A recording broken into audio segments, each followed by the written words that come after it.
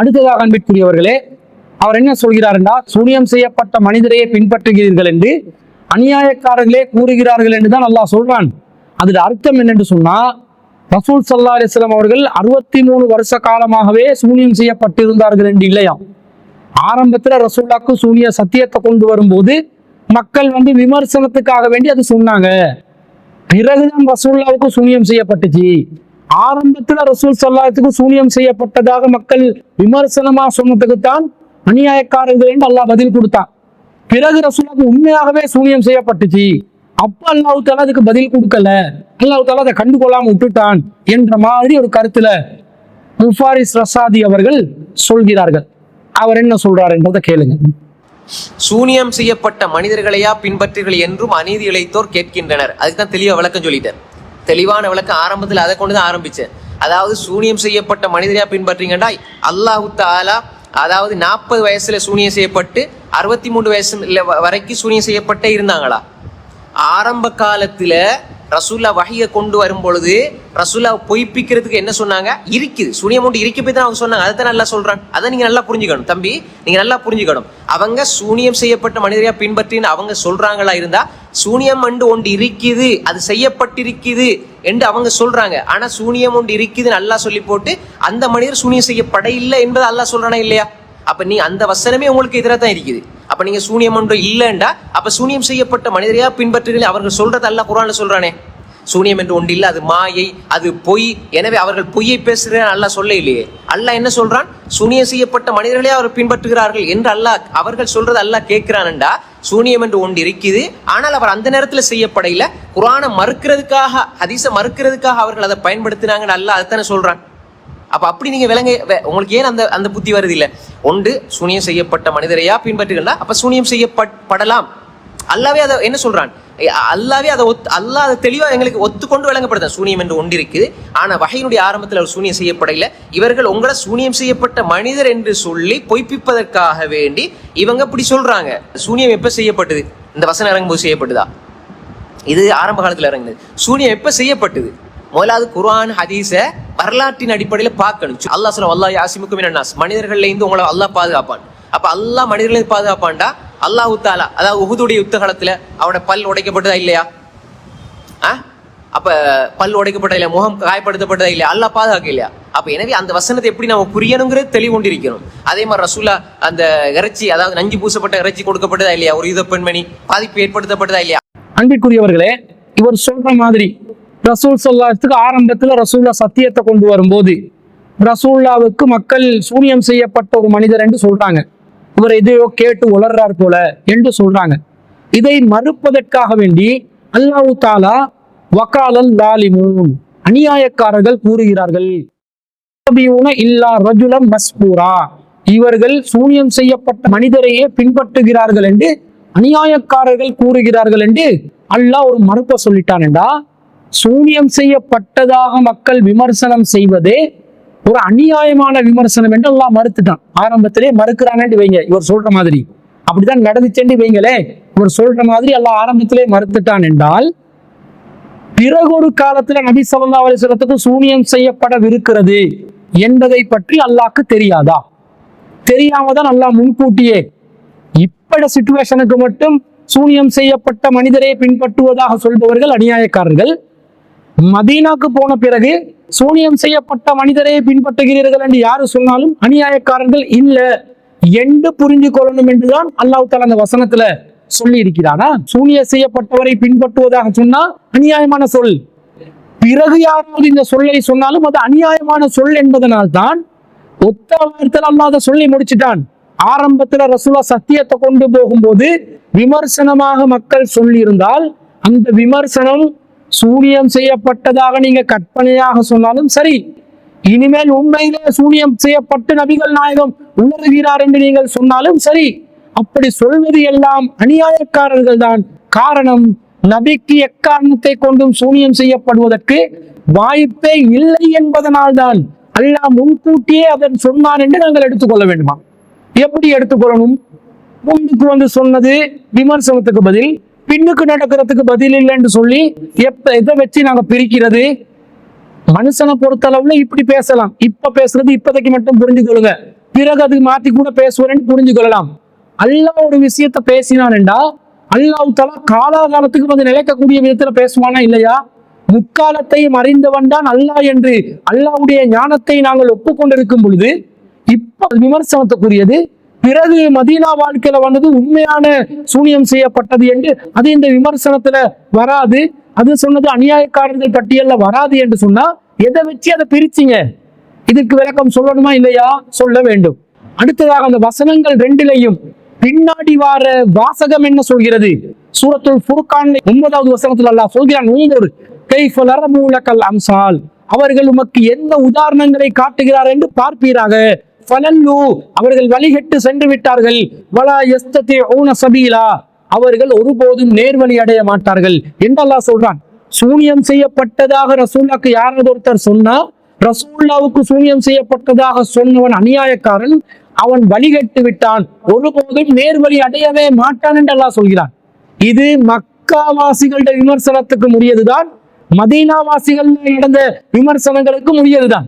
எந்த காலத்திலையும் நபிகள் நாயகத்துக்கு சூனியம் செய்யப்பட்டதாக எவன் சொன்னாலும் அவன் அநியாயக்காரன் தான், அவன் நேர்வழி அடைய மாட்டான் தான், அவன் வழிகேட்டுக்கு போய் விட்டான் தான். அது அல்லாஹ் தஆலா நேரடியாக தெளிவாக சொல்கிறான்.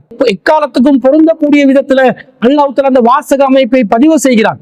நேர்வழி இல்லாமல் வழிகேட்டுக்கே சென்று விடுவார்கள் என்று அல்லாஹ் சொல்கிறான். அப்ப மக்கால நடந்தது விமர்சனத்துக்குரிய சூனியம் செய்யப்பட்ட மனிதர் என்ற சொல். ஆனா மதீனால உண்மையிலேயே சூனியம் செய்யப்பட்ட மனிதராக நபி மாறிவிட்டார் என்று சொன்னா, முஃபாரிஸ் ரஷாதி போன்றவர்களும் ஒரு கைஃப லரபு லக்கல் அம்சால், நபிக்கு எப்படி உதாரணம் காட்டுகிறார்கள் என்று மக்களை பாருங்கள். ஃபலல்லு, முஃபாரிஸ் ரஷாதி வகைராக்கள் வழிகேட்டு விட்டார்கள்.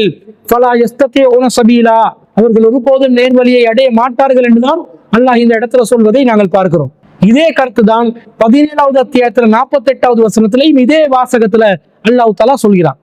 எவருக்கு சூனியம் செய்யப்பட அறவே முடியாதோ அவருக்கு சூனியம் செய்யப்பட்டதாக நீங்கள் விமர்சனம் செய்தால் நீங்கள் வழிகேடர்கள் தான் என்பதுதான் இந்த வசனத்துடைய கருத்து. உள்ளங்கையின் நெல்லிக்கனிகளாக இருக்கக்கூடிய விஷயங்களை எதுக்கு போய் நீங்க வந்து தலையை பிச்சு கொண்டு ஆராயணும்? தெளிவாக எல்லாம் டிக்ளேர் பண்ற ஒரு செய்தியை, தெளிவாக புரிந்து கொள்ளக்கூடிய ஒரு விஷயத்தை, தெளிவாக எல்லாம் சொல்லி இருக்கக்கூடிய ஒரு விஷயத்தை, நேரடியான வாசகத்துல வந்திருக்கக்கூடிய விஷயத்தை விளங்கி கொள்ளாமல் மாற்றமாக வியாக்கியானம் சொல்லிக் கொண்டிருப்பதை நாங்கள் பார்க்கிறோம். எனவே திருக்குர்ஆன்ல தெளிவான தீர்ப்பின்படி முஹம்மது நபி ஸல்லல்லாஹு அலைஹி வஸல்லம் அவர்களுக்கோ வேறு எந்த நபிமார்களுக்கோ சூனியம் செய்யவோ முடக்கவோ முடியவே முடியாது. அதனால தான் அல்லாஹ் தெள்ள தெளிவாக சொல்கிறான், அப்படி சொல்பவர்கள் வழிகேடர்கள், நேர்வழி அடைய மாட்டார்கள் என்று அல்லாஹ் பிரகடனப்படுத்துறதுல இருந்து நாங்கள் இதை புரிந்து கொள்கிறோம்.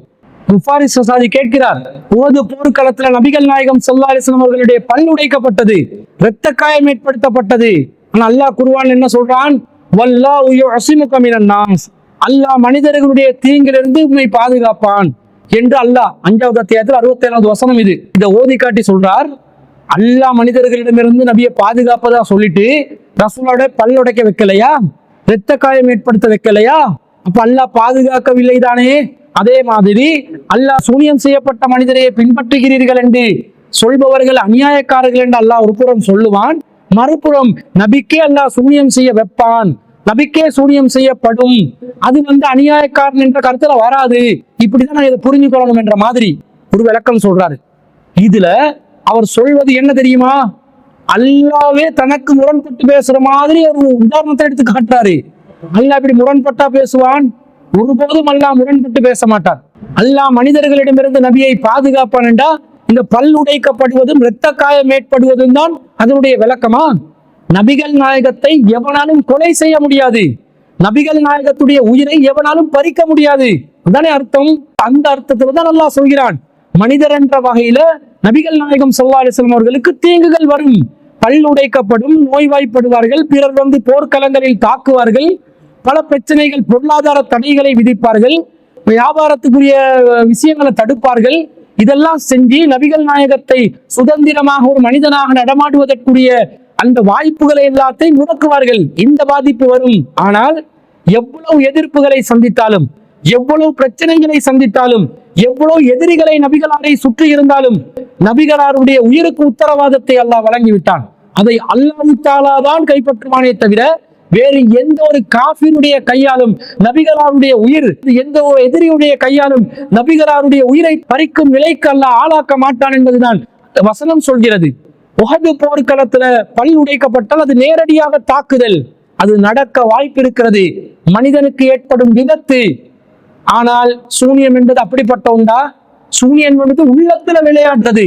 ரசூலுல்லாஹ்வுடைய உள்ளத்துல போய் தாக்கம் ஏற்படுத்தி குழம்ப வச்சு மறக்கடிக்க செய்து தன்னுடைய குடும்பத்தாரிடம் சென்றார்களா செல்லவில்லையா என்பதையெல்லாம் ஞாபக மறதியை ஏற்படுத்தி நபிகளாருடைய மொத்த தூது பணியை பாதிக்கக்கூடிய விதத்தில் வந்த ஒரு காரியத்தை போர்ல பல்வடைக்கப்பட்டதோடு ஒப்பிட்டு பேசுகிறீர்களே, உங்களுக்கு கொஞ்சமாவது ஒரு விஷயத்தை ஒப்பிட்டு பார்த்து ஆய்வு செய்து முடிவெடுக்கும் திறமை இல்லையா? இது ரெண்டும் சமமான ஒரு நிலையா? ஒன்று தூது பணியை பாதிக்கிறது, இன்னொன்று தூது பணியை உறுதிப்படுத்தும். முன் சென்ற நபிமார்களும் இவ்வாறுதான் சிரமப்படுத்தப்பட்டார்கள், துன்புறுத்தப்பட்டார்கள் என்பதை உறுதிப்படுத்தும். உஹது போர்க்களத்துல பல் உடைக்கப்பட்டது தூது பணியை உறுதிப்படுத்தக்கூடிய ஒன்றாகவும், இந்த சிஹர் மூலம் ரசூலுல்லாஹ்வுக்கு பாதிப்பு ஏற்படுத்ததாக வரக்கூடிய கட்டுக்கதைகள் நபிகளாருடைய தூது பணியை பாதிக்கக்கூடிய விதத்திலும் அமைந்திருக்கின்ற இந்த வித்தியாசம் கூட விளங்க முடியாமல் விளக்கம் சொல்ல வந்திருக்கிறார் இந்த முஃபாரிஸ் ரஷாதி.